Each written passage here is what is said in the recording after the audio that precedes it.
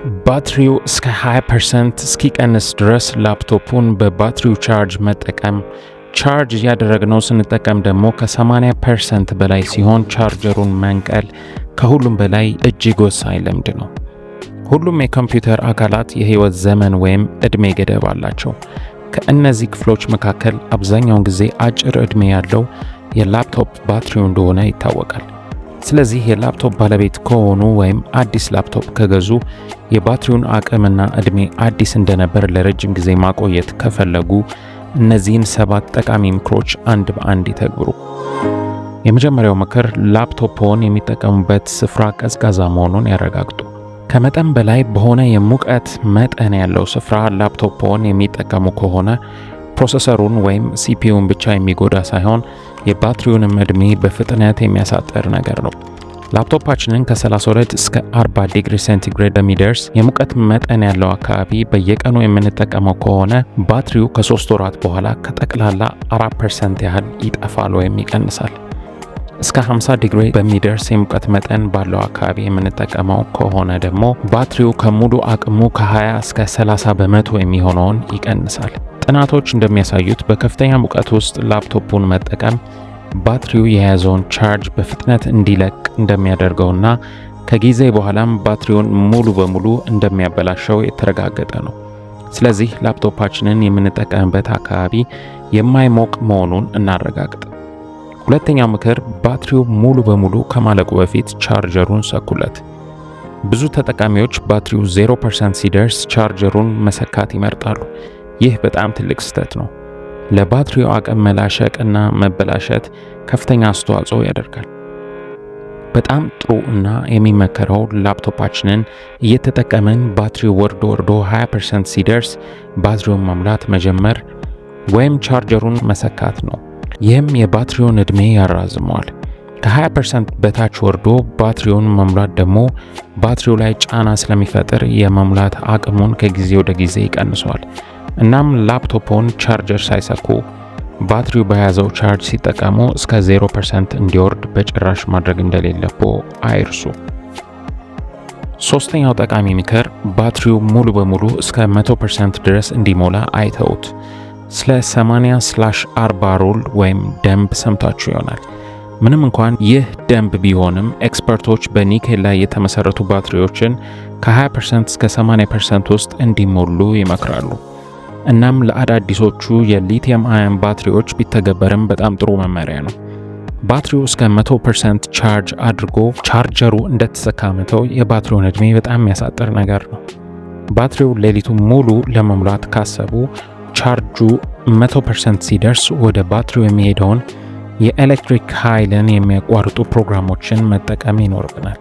ስለዚህ ላፕቶፓችን ባትሪው እየሞላ 80% ሲደርስ ቻርጀር መንቀል ይመከራል። ስለዚህ ባትሪው እስከ 20% እስኪቀንስ ድረስ ላፕቶፑን በባትሪው ቻርጅ መጠቀም።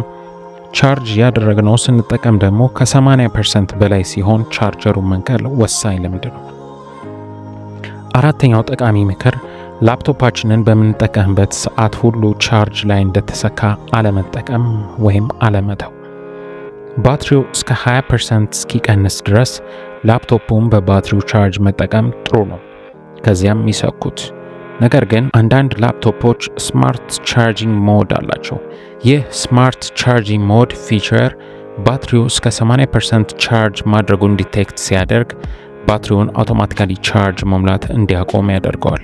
ይህም የላፕቶፓችንን ባትሪ እድሜ ማጠር ከሚያፋጥኑት ምክንያቶች አንዱን ይከላከልልናል። ስለዚህ ላፕቶፓችን ይህ ፊቸር ያለው ከሆነ ብቻ ባትሪው እስከ 100% ቻርጅ እንዳያደርግ ቻርጀር ስለመንቀል እንዳናስብ።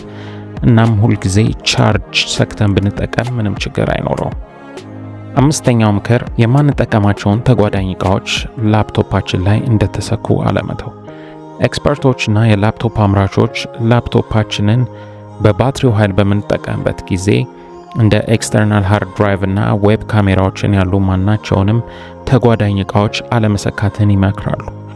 ለምሳሌ ኤክስተርናል ሃርድ ድራይቭ ሰክተን ዳታ ካስተላለፍን በኋላ ሃርድ ድራይቭን እንደተሰካ ብንተው ትንሽም ቢሆን ከላፕቶፑ ባትሪ ኃይልን ይጠቀማል። በተጨማሪም ሲዲ ማንበቢያ ውስጥ እየተጠቀምንበት ያልሆነ ሲዲ ካለ ማውጣት ወሳኝ ነው። ስድስተኛው ጠቃሚ ምክር በቂ ራም እንዳለዎት ያረጋግጡ። የዴል ላፕቶፕ አምራች የላፕቶፑን የባትሪ ዕድሜ ለማራዘም ይህንን ሐሳብ አቅርቧል። ምክንያቱ ደግሞ ኮምፒውተሮች በቂ ራም ካላቸው መረጃዎችን በሃርድ ዲስክ ላይ ሴቭ በማድረግ ፋንታ በራም ውስጥ በማከማቸት መረጃዎቹን በፍጥነት መልሰን እንድናገኛቸው በመርዳት ከሃርድ ዲስክ ላይ አክሰስ ብናደርግ የሚወስደውን ረዘም ያለ ጊዜ በመቀነስ ከፍተኛ የባትሪ ኃይል አጠቃቀምን ይቀንስልናል።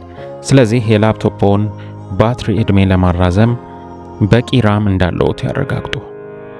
ሰባተኛው ጠቃሚ ምክር የስክሪን ብራይትነስ መቀነስ።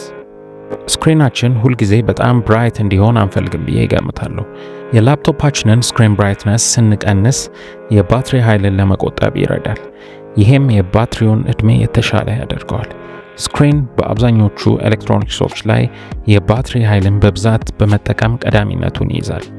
ብራይትነስ ከመቀነስ በተጨማሪም ላፕቶፓችን በርቶ በማንጠቀምበት ጊዜ በአጭር ደቂቃ ውስጥ ስክሪኑ አውቶማቲካሊ እንዲጠፋ የሚያደርገውን የዲስፕሌይ ሴቲንግ ኦን ማድረግ በጣም የሚመከር ነው። ላፕቶፕ ስንገዛ ባትሪው ያለበትን ትክክለኛ ስታተስ በፐርሰንት እንዴት በቀላሉ ቼክ ማድረግ እንደምንችል የሚያሳይ ቪዲዮ ሊንክ በዚህ ቪዲዮ ዲስክሪፕሽን ቦክስ ውስጥ አስቀምጬላችኋለሁ።